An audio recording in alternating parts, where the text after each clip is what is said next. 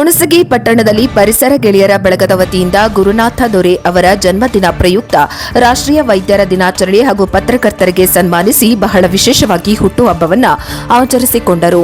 ಅನೇಕ ಜನರು ಹುಟ್ಟುಹಬ್ಬ ಆಚರಣೆ ವೇಳೆ ಕೇಕ್ ಕತ್ತರಿಸಿ ಹಾಗೂ ದೀಪ ಆರಿಸುವುದು ಮೂಲಕ ಆಚರಿಸುತ್ತಾರೆ.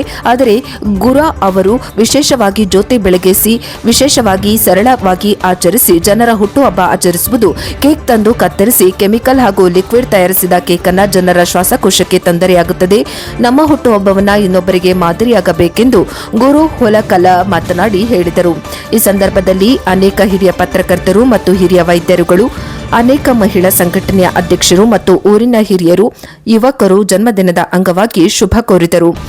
ವರದಿ ಕ್ಯಾಮರಾಮನ್ ಲಾಲಸಿಂಗ ರಾಠೋಡ್ ಜೊತೆ ಶಿವು ರಾಠೋಡ್, NKS TV4.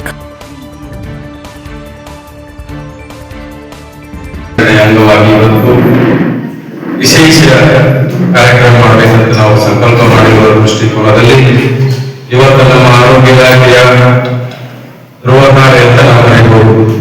ನಮ್ಮ DL ಬಸವರು ಜನರ ಭಾವನೆಗಳಿಗೆ ಸ್ಪಂದಿಸಿ ಈ ಒಂದು ಕಾರ್ಯಕ್ರಮಕ್ಕೆ ಗಮನಿಸಿದ ಮಾನ್ಯ ಡಾಕ್ಟರ್ ವೆಂಕಟನಾಥ್, ಅದೇ ರೀತಿಯಾಗಿ ನಮ್ಮ ರಾಜರಕೊಳಗಿನ ಪ್ರಾಥಮಿಕ ಆರೋಗ್ಯ ಕೇಂದ್ರದ ವೈದ್ಯಾಧಿಕಾರಿಯಾಗಿರತಕ್ಕಂಥ ಡಾಕ್ಟರ್ ಮೋಹನ್ ಪೊಲೀಸ್ ಅವರೇ, ಅದೇ ರೀತಿ ಇನ್ನೊಬ್ಬ ವೈದ್ಯಾಧಿಕಾರಿ